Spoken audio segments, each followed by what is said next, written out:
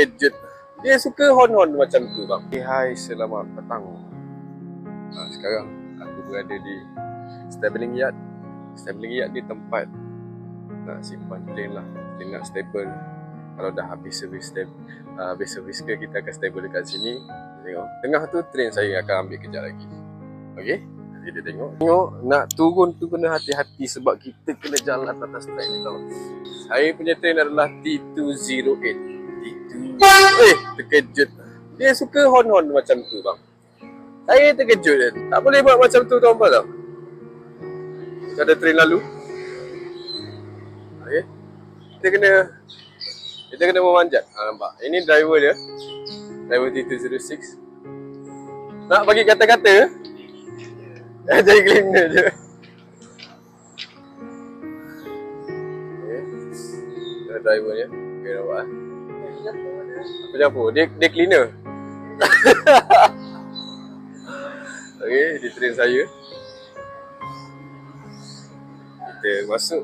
Jangan lupa tekan butang untuk membuka pintu guys. Okay. Rem dah terbuka. Pintu dah terbuka. Lagu berbunyi tapi train kosong. Dia nak jalan dah. Dia dah jalan tuan mana?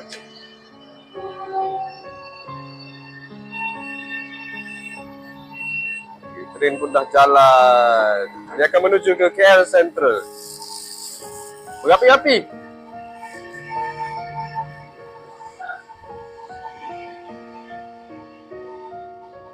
Okey. Inilah suasananya. Kita boleh lihat di sini. Ada train lagi satu menuju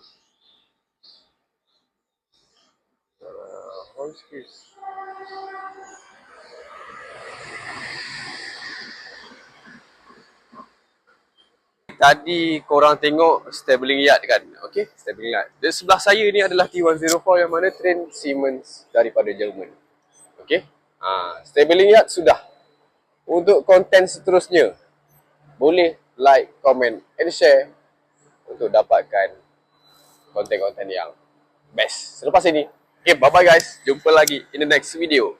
Assalamualaikum warahmatullahi wabarakatuh.